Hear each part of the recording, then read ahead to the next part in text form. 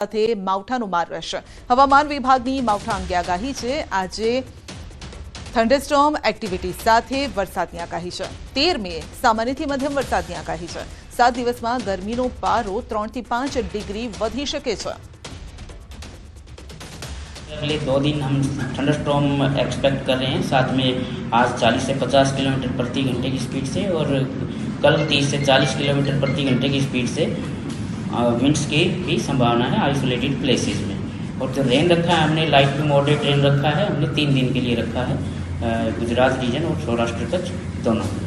और जहाँ तक अधिकतम तापमान की बात है, अगले 7 दिनों में ये 303 से 5 डिग्री तक राइज होने की उम्मीद है। तो आ वखते ચોમાસું વહેલું બેસી શકે છે। 28 મે થી 4 જૂન વચ્ચે કેરળના કાંઠે ચોમાસું બેસી શકે છે। ચોમાસા અંગે અંબાલાલ પટેલની આગાહી છે। અંદમાન અને નિકોબાર ટાપુ પર અસર દેખાશે। આવતીકાલથી ટાપુ પાસે પ્રી મોન્સૂન એક્ટિવિટી 24 મે થી અરબ સાગરમાં હલચલ જોવા મળશે। આ વખતે ચોમાસું વહેલું આવવાની શક્યતા રહેશે। તારીખ 13મી મેથી જ pre monsoon activity Andaman Nicobar ટાપુ પર થવાની શક્યતા રહેશે। કદાચ જો હવામાનમાં ફેરફાર ન થાય તો 28 મેથી 2, 3, 4 જૂન વચ્ચે કેરળ કાંઠે ચોમાસું આવવાની શક્યતા રહેશે। પરંતુ હવે ધીરે ધીરે વરસાદની શક્યતા પણ વધશે અને લગભગ 24-25 મેથી 4 જૂન વચ્ચે અરબ સાગરમાં હલચલ શરૂ થશે। લો પ્રેશર થવાની શક્યતા રહેશે અને આ લો પ્રેશરના કારણે કદાચ ચક્રવાત થાય તો પણ વરસાદ થવાની શક્યતા લગભગ ગુજરાતના કેટલાક ભાગોમાં રહેવાની શક્યતા રહેશે। 28 મે થી 4 જૂન વચ્ચે વરસાદ થાય તો સારું ગણાય। રોહિણી નક્ષત્રમાં વરસાદ થાય તો સારું ગણાય। રોહિણી ઉતરતા જ વરસાદ તો ચોમાસું સારું ગણાય। 19 થી 22 મે સુધી આંધી તોફાનનો રાઉન્ડ રહેશે। કૃતિકા નક્ષત્રમાં આંધી વંટોળ સાથે વરસાદ થશે। તારીખ 28 મે થી 4 જૂન વચ્ચે જો રોહિણી નક્ષત્રનો વરસાદ થાય તો રોહિણી ઉતરતા વર્ષે તો ચોમાસું સારું આવવાની શક્યતા રહેશે। જો આમ તો વરસાદ તારીખ 19, 20, 21, 22 કૃતિકામાં થશે અને કૃતિકામાં ભારે આંધી વંટોળ સાથે વરસાદ થવાની શક્યતા રહેશે। વંટોળનું પ્રમાણ વધુ રહેશે, લગભગ 20 ગજ વધુ રહેશે અને બંગાળના ઉપસાગરમાં પણ તારીખ 13, 14, 15 મે બાદ વાવાઝોડાની પ્રક્રિયા શરૂ થઈ જશે। કેટલાક ભાગમાં હજુ પણ ભારે વરસાદ થશે। તારીખ 12મી સુધી લગભગ ઉત્તર ગુજરાતના કેટલાક ભાગમાં ભારે વરસાદ થવાની શક્યતા રહેશે। તારીખ 13મી તારીખમાં પણ કોઈ ભાગમાં વરસાદ થશે। ત્યારબાદ તારીખ 15, 16 અને 17માં ભિન્ન ભાગોમાં રાજ્યના વરસાદ થશે, જેમાં લગભગ ઉત્તર ગુજરાતના ભાગો, મહેસાણાના ભાગો, જામનગરના ભાગો, કચ્છના ભાગો અને પશ્ચિમ સૌરાષ્ટ્રના ભાગોમાં અને અમરેલીના ભાગોમાં વરસાદ થવાની શક્યતા રહેશે। સુરેન્દ્રનગરના ભાગમાં પણ વરસાદ થવાની શક્યતા રહેશે। રોહિણી નક્ષત્રમાં વરસાદની શક્યતા 28 મે થી 4 જૂન વચ્ચે રોહિણી નક્ષત્રમાં વરસાદ। આ ગાળામાં કેટલાક ભાગમાં સારો વરસાદ થશે। રોહિણી નક્ષત્રનો પણ વરસાદ થવાની શક્યતા રહેશે। તારીખ 28 મે થી 4 જૂન વચ્ચે રોહિણી નક્ષત્રનો વરસાદ કોઈ ભાગમાં થવાની શક્યતા રહેશે અને આ વરસાદ લગભગ ઘણો ભાગમાં સારો છે।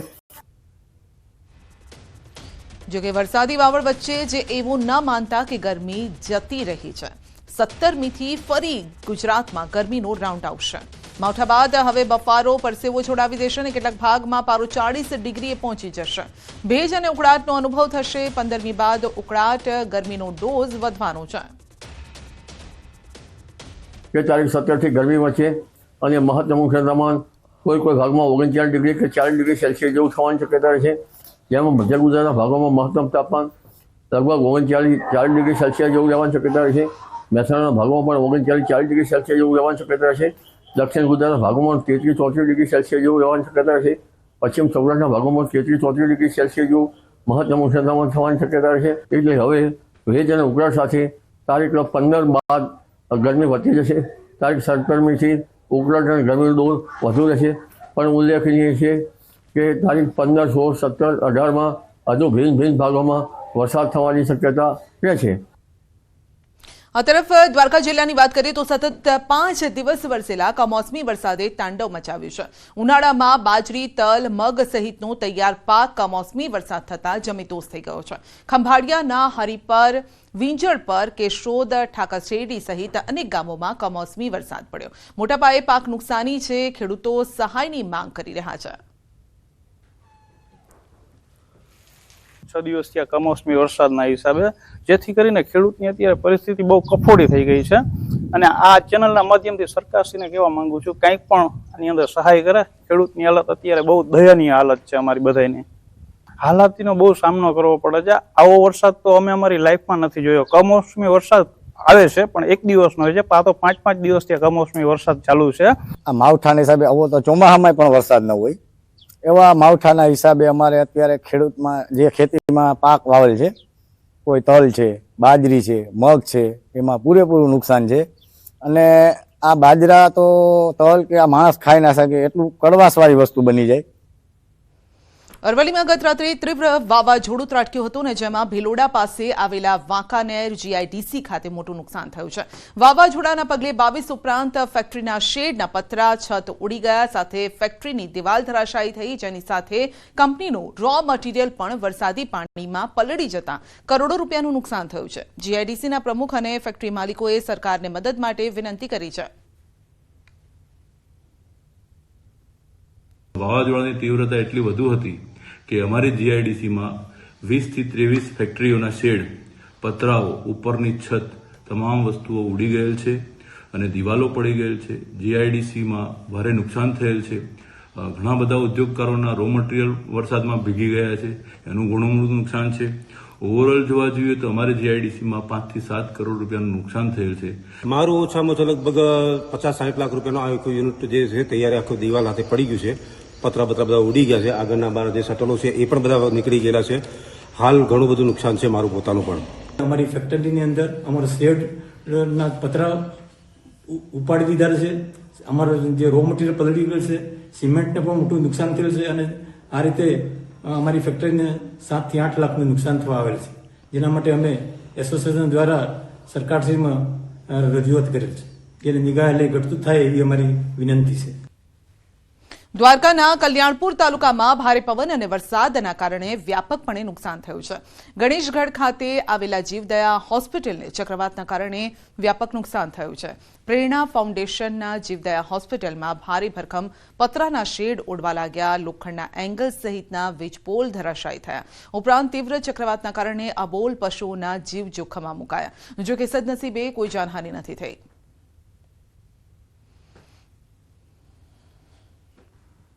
છેલ્લા કેટલાય દિવસોથી પડી રહેલા કમોસમી વરસાદના કારણે ખેડૂતોના હાલ બેહાલ થયા છે. ત્યારે ગીર સોમનાથ જિલ્લામાં પણ માવઠાએ વિનાશ ફેર્યો છે.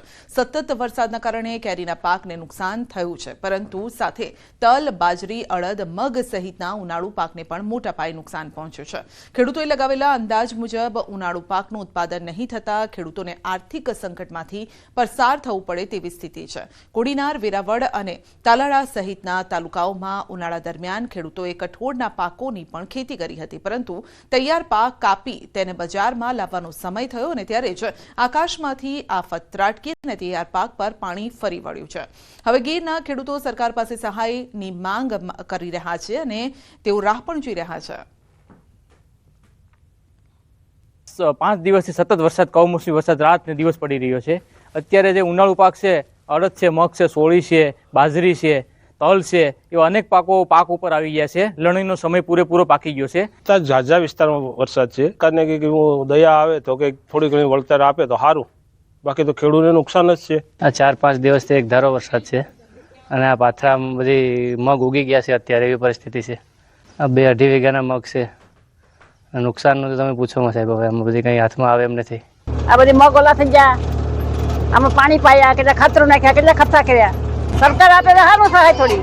છેલ્લા કેટલાક દિવસોથી ગીર સોમનાથ જિલ્લામાં કમોસમી વરસાદે માજા મૂકી હોય તે પ્રકારના દ્રશ્યો છે તે સામે આવી રહ્યા છે. ભર ઉનાળે કેટલીક નદીઓમાં પૂર પણ આવ્યા છે, તો કેટલાક ખેડૂતો છે કે જેઓ હવે કમોસમી વરસાદને લઈ અને ત્રાહિમામ પુકારી ચૂક્યા છે. ત્યારે હું આપને ખેડૂતોના ખેતરોના દ્રશ્યો બતાવવાનો પ્રયાસ કરીશ કે આ જે ખેડૂતોના ખેતરો છે તેમાં કઠોળના પાકો છે તે સંપૂર્ણપણે લણવાની તૈયારીમાં હોય અને છેલ્લા કેટલાક દિવસોથી અવિરત કમોસમી વરસાદને કારણે ખેડૂતો છે તે હાલ મોટી મુશ્કેલીમાં મુકાયા છે. ખેડૂતોના મતે સમગ્ર ગીર સોમનાથ જિલ્લાની અંદર જે વરસતો કમોસમી વરસાદ છે તેમના કારણે તેઓનો જે આ કઠોળનો પાક છે તેમજ તલ, બાજરી સહિતના જે પાકો છે તે હાલ નાશ પામી રહ્યા છે. ખેડૂતો માંગ કરી રહ્યા છે કે સરકાર યોગ્ય સર્વે કરાવી અને ખેડૂતોને વળતર આપે, કારણ કે છેલ્લા કેટલાક દિવસોથી અવિરત વરસાદને કારણે આ જે સંપૂર્ણ પાક છે તે બળીને ખાક થયો છે.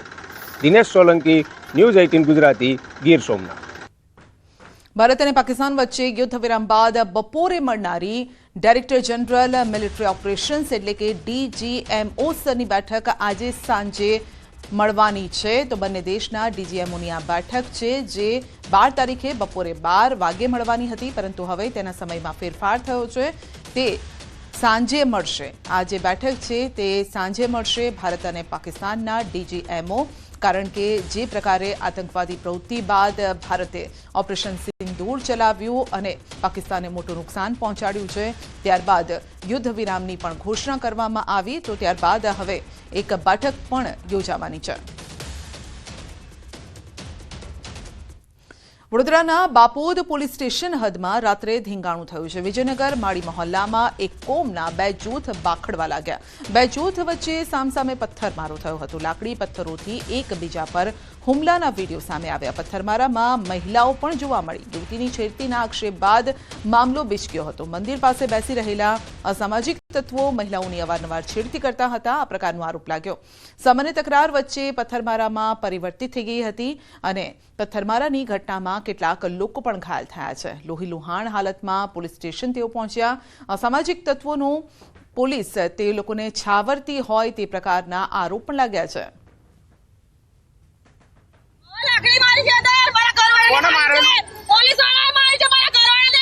અરે અહીં તમને માથામાં કોને માર્યું? રાજેશ માળીએ મને માર્યું છે. દીપક રાજેશ માળી અને બે જણા ફરાર છે, મળતા નથી. આજુ એ લોકો ફંદાડી લીધા છે. મારું વાળાનું મંગળસૂત્ર આખું તોડી લીધું છે. મારી સોનાની જળ બધું જ મારું તોડી લીધું છે અને મને છાતીમાં પથ્થર માર્યો છે અને માથામાં મારું વાતું ફોડી નાખ્યું છે. તો જાતિના બોગસ સર્ટિફિકેટથી નોકરી કૌભાંડ. સાબરકાંઠામાંથી ઝડપાયું છે બોગસ સર્ટી કૌભાંડ. બોગસ પ્રમાણપત્રથી નોકરી મેળવી 3 પોલીસ કોન્સ્ટેબલ સામે ફરિયાદ. વિજયનગર મામલતદારે નોંધાવી છે ફરિયાદ. રેલવે પોલીસ અને ગુજરાત પોલીસમાં નોકરી મેળવી 3 પોલીસ કોન્સ્ટેબલ સામે વિજયનગર પોલીસે ફરિયાદ નોંધી છે. વર્ષ 2003 થી 2012 દરમિયાન જાતિના બોગસ પ્રમાણપત્ર બનાવ્યા હોવાનું સામે આવ્યું. રેલવે પોલીસમાં ફરજ બજાવતા નરસિંહ સોલંકી, CRPFમાં ફરજ બજાવતા હિંમતસિંહ સોલંકી, અમદાવાદ પોલીસમાં ફરજ બજાવતી સુમિત્રા સોલંકી સામે ફરિયાદ નોંધાઈ છે.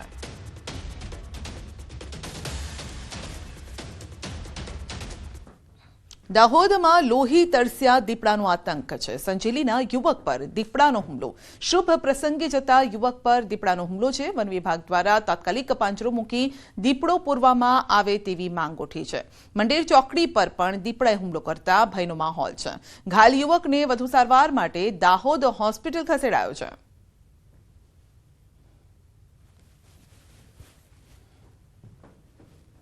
હોમગાર્ડ જવાનને માર માર્યાની ફરિયાદ. અમદાવાદના મેઘાણીનગરનો બનાવ છે. બસ સ્ટોપ પાસે જવાને માર માર્યો હતો.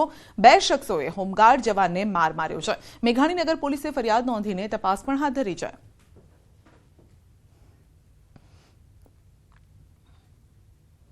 ગુજરાતનું ગૌરવ કહેવાતા એશિયાટિક સિંહોની વસ્તી ગણતરીનો પ્રારંભ કરવામાં આવ્યો છે.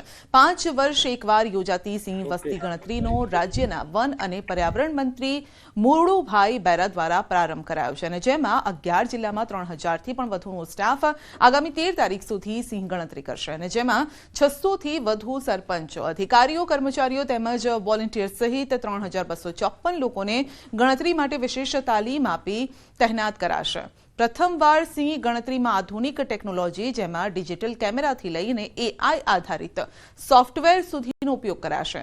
સિંહ ગણતરી વ્યવસ્થાપન માટે 735 ગણતરી યુનિટ, 112 સબઝોન, 32 ઝોન, 8 રીઝન નક્કી કરવામાં આવ્યા છે. આ વખતે જે સિંહ વસ્તીનો ચોખ્ખો આંકડો ઊભો થશે તે રાજ્યના મુખ્યમંત્રી ભૂપેન્દ્ર પટેલ દ્વારા જાહેર કરવામાં આવશે.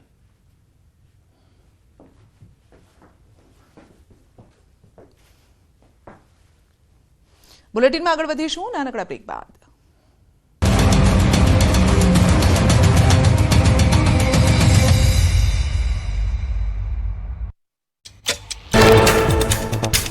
કચ્છના મુન્દ્રા પોર્ટમાં ભારે પવનના કારણે સર્જાઈ દુર્ઘટના. મહાકાય કન્ટેનર જમીનદોસ્ત થયું.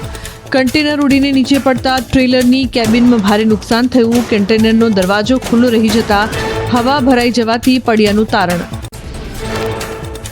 કચ્છ જિલ્લાના અંજાર, મુન્દ્રા, ભુજ સહિતના તાલુકાઓમાં વરસાદી માહોલ. ગામડાઓમાં પવનની સાથે વરસાદ વરસ્યો. અનેક જગ્યાએ વરસાદી પાણી વહેતા થયા. મહેસાણા ઊંઝામાં વાતાવરણમાં પલટા બાદ વરસ્યો વરસાદ. ભારે વરસાદથી રસ્તાઓ પાણીમાં તરબોળ થયા. ચોમાસા પહેલા જ વરસાદે ખોલી નાખી તંત્રની પોલ. વાહન ચાલકોને ભોગવવી પડી હાલાકી. સૌરાષ્ટ્રમાં જામ્યો કમોસમી વરસાદ. દ્વારકાના ખંભાળિયા, અમરેલી પંથકમાં ધોધમાર વરસાદ વરસ્યો. રસ્તાઓ પર ફરી વળ્યા પાણી. ભર ઉનાળે ચોમાસા જેવો માહોલ. જામજોધપુરમાં પણ તોફાની વરસાદે મચાવી તબાહી. ગ્રામ્ય વિસ્તારમાં ભારે વરસાદથી ખેડૂતોનો પાક ધોવાયો. ખેતરો તળાવ.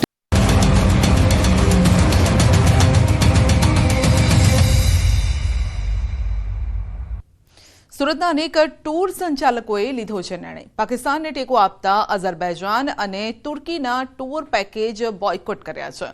ભારતમાં 2024માં 3 લાખથી વધુએ તુર્કી બાકુનો પ્રવાસ કર્યો હતો. 2.25 લાખ લોકોએ અઝરબૈજાન દેશનો પ્રવાસ કર્યો. બીજા દેશ કરતાં ભારતના લોકો ફરવા જાય છે તેવી અપીલ કરવામાં આવી છે. પાકિસ્તાન જે કન્ટ્રી છે જેની સાથે જે અત્યારે માહોલ છે, તો જે પાકિસ્તાન કન્ટ્રીને જે સપોર્ટ કરતા હોય એ દેશના પ્રવાસ આપણે ના કરવા જોઈએ. અને લોકો પણ અત્યારે જાગૃત જ છે અને સામેથી લોકો આવીને એવું કહે છે કે આપણે આ પ્રવાસ કેન્સલ કરવા છે. સરકાર ગઠિત યુસીસી કમિટીને પડકારતી અરજી પર હાઈકોર્ટમાં સુનાવણી. રાજ્ય સરકાર વતી એડવોકેટ જનરલ કમલ ત્રિવેદીએ અરજીનો કર્યો છે સખત વિરોધ. તેમણે કહ્યું છે કે આ કોઈ કાનૂન નથી, આ માત્ર કમિટી છે અને રાજ્ય સરકાર કમિટીનો નિર્ણય લેવા સ્વતંત્ર છે. આ માત્ર એક્ઝિક્યુટિવ કમિટી છે અને તમામ ધર્મના લોકોને કમિટીમાં સ્થાન આપવા અરજદારની માંગ છે. આ અંગે 10 જૂનના રોજ વધુ સુનાવણી હાથ ધરાશે.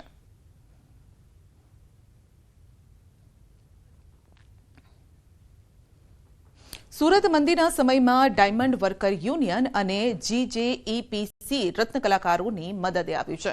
રત્નકલાકારોને 35,000નો આરોગ્ય વીમો આપવામાં આવશે અને સાથે જ 10,000 રત્નકલાકારોના બાળકોને ચોપડા વિતરણ કરાશે. આ માટે ફોર્મ ભરવાની કામગીરી ડાયમંડ વર્કર યુનિયનના સભ્યો દ્વારા શરૂ કરાઈ છે.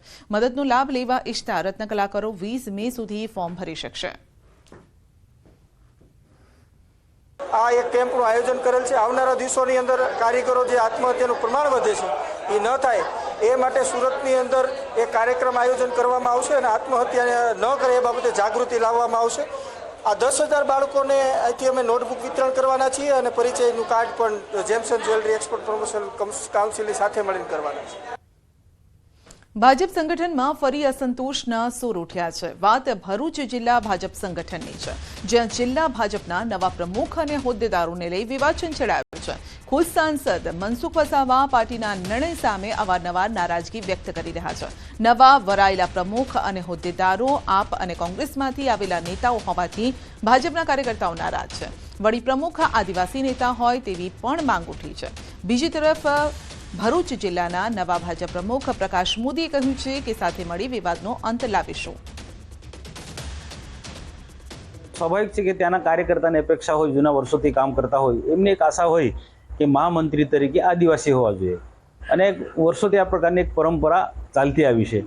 તો આના માટે ઘણા બધા કાર્યકર્તાઓ એ નારાજગી વ્યક્ત કરી કે ભાઈ બંને તાલુકામાં સામાન્ય પ્રમુખ છે તો મહામંત્રીઓ બંને આદિવાસી હોવા જોઈએ બંને તાલુકામાં. આ લોકોને કીધું છે કે કંઈક આવનારા દિવસોમાં પોઝિટિવ જે કંઈ હશે બધાને સંતોષ થાય એ રીતના કામગીરી જે કંઈ અસંતોષ થયો હશે દૂર કરવામાં આવશે. એક જ પરિવારના 4 લોકોને લાગ્યો કરંટ, એકનું મોત થયું છે. વડોદરાના વાઘોડિયાના અંબાલી ગામનો બનાવ છે. મિની વાવાઝોડા બાદ ઘરનું ચાલતું હતું સમારકામ. પતરાવાળા ઘરની છત સરખી કરવા જતા કરંટ લાગ્યો. વીજ તારના કારણે આ કરંટ લાગ્યો હતો. એક પછી એકને બચાવવા જતા 4ને કરંટ લાગ્યો, જેમાં પરિવારના વનરાજ પરમારનું મોત થયું છે. તો તારાબેન નામના વૃદ્ધાની હાલત નાજુક છે અને બનાવ બાદ MGVCLને જાણ કરવામાં આવી.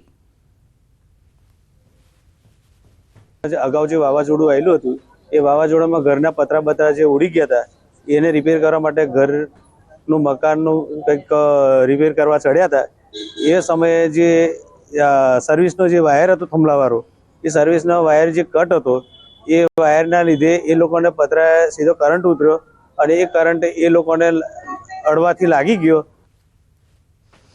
મહેસાણા ઉમિયા માતાને અંદાજિત રૂપિયા 11 લાખની સોનાની પાદુકા અર્પણ કરાઈ છે અને પટેલ અંબાલાલ જોઈતારામ મહાદેવિયા પરિવાર દ્વારા આશરે 11 તોલાની સોનાની પાદુકા અર્પણ કરાઈ છે. ઉમિયા માતા સંસ્થાનના ચરણોમાં મહાદેવિયા પરિવાર વતી એક નાની ભેટ અમે અર્પણ કરી છે. આજ રોજ અંબાલાલભાઈ મારા પિતાશ્રી છે, સતીશભાઈ કાકા પૂરા પરિવાર સાથે અમે આજે આ અમારા માતાજીના ત્યાં શ્રદ્ધા પૂર્ણ કરી અને અમે આજે આ અર્પણ કર્યું. યાત્રાધામ શામળાજી ખાતે ભક્તોની ભીડ. પૂર્ણિમાના પાવન અવસરે શામળાજીના દર્શને હજારો ભક્તો ઉમટ્યા છે. વહેલી સવારથી મંદિર પરિસરમાં દર્શન માટે ભક્તોની લાઈન લાગી છે. પૂર્ણિમા નિમિત્તે ભગવાનને વિશેષ શણગાર કરાયો છે. ભક્તોએ આરાધ્ય દેવના દર્શન કરી ધન્યતા અનુભવી.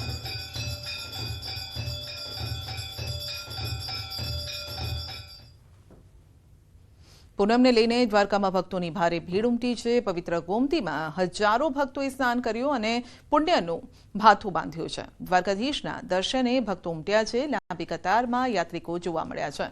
અતૂટ શ્રદ્ધા ધરાવતા ભક્તો પૂનમ ભરવા માટે દ્વારકા અચૂક આવતા હોવાથી ભારે ભીડ ઉમટી છે.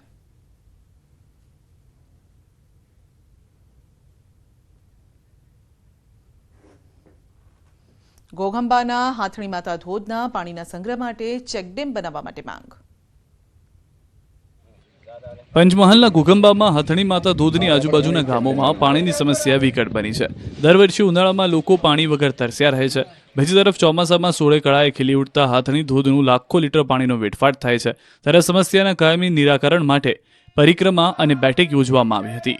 હાથણી ધોધમાંથી ચોમાસા દરમિયાન નિરર્થક વહી જતા પાણીનો સંગ્રહ કરવા માટે સુમંગલમ ફાઉન્ડેશન અને હાથણી માતા પરિસર સમિતિ દ્વારા આયોજિત બેઠકનું આયોજન જોવા મળ્યું હતું. આ બેઠકમાં પાણીનો સંગ્રહ કરવા માટે આડબંધ અને ચેકડેમ બનાવવામાં આવે તેવી રજૂઆત કરાઈ. આ બેઠક અને પરિક્રમામાં મોટી સંખ્યામાં આજુબાજુના ગામના સરપંચો, જિલ્લા અને તાલુકા પંચાયતના પદાધિકારીઓ તેમજ ખેડૂતો ઉપસ્થિત હતા.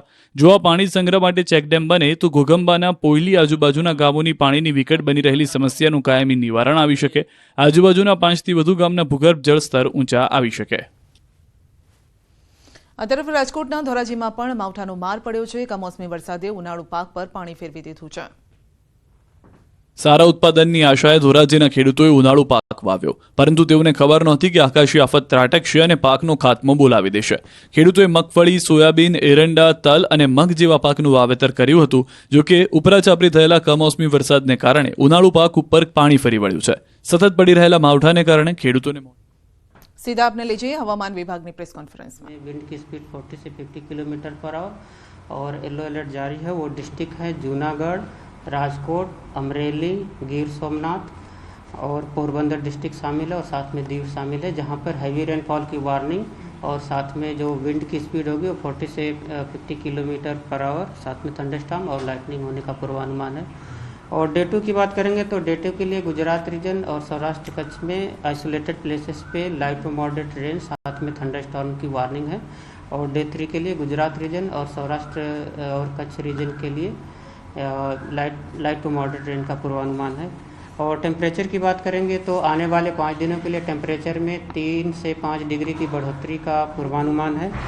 और मैक्सिमम टेम्परेचर रियलाइज की बात करेंगे तो अहमदाबाद में 36.6 और गांधीनगर में 37 मैक्सिमम टेम्परेचर रियलाइज हुआ है. और आज के लिए 38 डिग्री सेल्सियस के आसपास मैक्सिमम टेम्परेचर रहने का पूर्वानुमान है अहमदाबाद और गांधीनगर के लिए. और विंड की बात करेंगे तो लैंड रीजन पे जो विंड की डायरेक्शन प्रिवेल करेगी पूरे गुजरात रीजन पे वो विंड होगी south westerly to westerly wind prevail करेगी. अभी तो जो टेम्परेचर में 3 से 5 डिग्री की बढ़ोतरी का पूर्वानुमान आने वाले 7 दिनों के लिए है. तो अभी डिस्कम्फर्ट की वार्निंग नहीं है आने वाले 5 दिनों के लिए. और उसके बाद 5 दिन के बाद हम लोग अपडेट करेंगे उसके अकॉर्डिंग, जैसे मैक्सिमम टेम्परेचर जिस एरिया में कोस्टल एरिया में बढ़ता है उसके हिसाब से.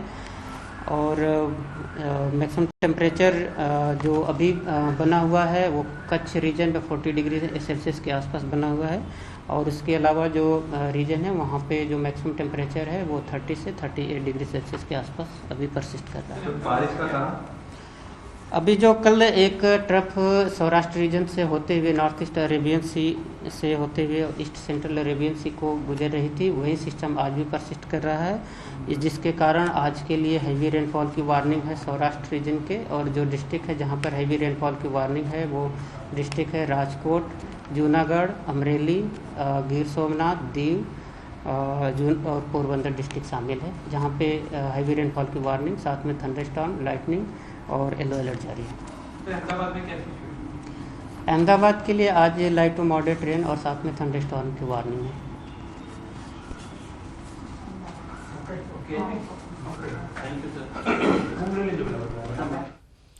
તો સૌરાષ્ટ્ર અને કચ્છના વિસ્તારોમાં હળવા વરસાદની આગાહી કરવામાં આવી છે। સાથે જ વાત કરીએ ભારે વરસાદની, તો હજુ પણ 2 થી 3 દિવસ વરસાદી વાતાવરણ રહેવાનું છે। ક્યાંક હળવો ક્યાંક ભારે વરસાદ થઈ શકે છે।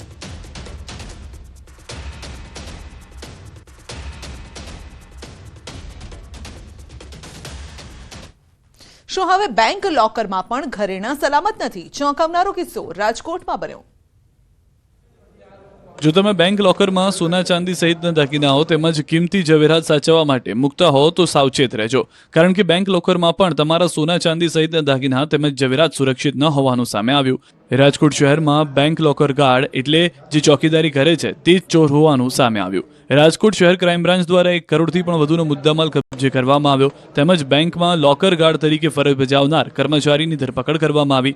પોલીસ ફરિયાદમાં જણાવવામાં આવ્યું કે રાજકોટ શહેરમાં આવેલી ડિસ્ટ્રિક્ટ કોઓપરેટિવ બેંકના લોકરમાં 1287 ગ્રામથી પણ વધુ સોનાના દાગીના રાખ્યા હતા, તેમજ 3 કિલોથી પણ વધુ ચાંદીના દાગીના તેમજ વાસણો રાખ્યા હતા, જે અજાણ્યા વ્યક્તિ દ્વારા ચોરી કરવામાં આવ્યા હોવાનું જણાવાયું। તળાવિયા દ્વારા પોલીસને જણાવવામાં આવ્યું હતું કે બેંકના નિયમ મુજબ બેંકમાં કોઈ પણ વ્યક્તિ લોકર માટે બેંકમાં ખાતું ખોલાવે ત્યારે લોકરની એક ચાવી લોકર ધારકને આપવામાં આવે છે, તેમજ બીજી ચાવી બેંકના જવાબદાર કર્મચારી પાસે હોય છે। ક્રાઇમ બ્રાન્ચની શરૂઆતની તપાસમાં ક્રાઇમ બ્રાન્ચ માટે પણ એક કોયડો હતો કે જો બંને ચાવી હોય તો લોકર ખોલી શકાય છે। ચાવી વગર તેના બેંક લોકરમાં રહેલા સોના ચાંદીના દાગીના તેમજ વાસણોની ચોરી કઈ રીતે થશે, પરંતુ બેંકના કોઈ કર્મચારી દ્વારા ડુપ્લિકેટ ચાવી બનાવવામાં આવી હોઈ શકે કે કેમ તે સહિતની બાબતો અંગે ક્રાઇમ બ્રાન્ચ દ્વારા તપાસ હાથ ધરવામાં આવી, જેમાં ક્રાઇમ બ્રાન્ચ દ્વારા સીસીટીવી ફૂટેજ પણ ચકાસવામાં આવ્યા, જે અંતર્ગત વર્ષોથી બેંકમાં લોકર ગાર્ડ તરીકે ફરજ બજાવનાર અશોક કોટક દ્વારા ચોરી કરવામાં આવી હોવાનું જોવા મળ્યું। ક્રિકેટના સટ્ટામાં વલસાડનો યુવાન કરોડપતિ ન બની શક્યો તો ચોર બની ગયો। તમારી ટીવી સ્ક્રીન પર જોવા મળતો આ યુવાન હાલ જેલની હવા ખાઈ રહ્યો છે। આ કોઈ રીઢો ગુનેગાર નથી, પરંતુ સુરતની એક આઈટી કંપનીમાં સારો પગાર ધરાવતો યુવાન છે, જે ક્રિકેટના સટ્ટામાં કરોડપતિ ન બની શકતા ચોરીના રવાડે ચડ્યો। પોલીસે બાતમીના આધારે એક બાઇક ચોરને ચોરેલી બાઇક સાથે ઝડપી પાડ્યો હતો।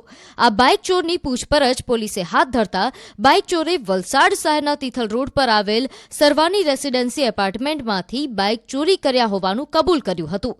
ચોર અભિષેક રાયઠઠ્ઠાની પૂછપરછમાં ખુલાસો થયો કે આઈટી કંપનીમાં નોકરી કરતા કરતા ક્રિકેટ બેટિંગ એપ પર ક્રિકેટ પર બેટિંગ કરતો હતો, પોતાનો પગાર અને અન્ય પૈસા લગાવી હારી ગયો।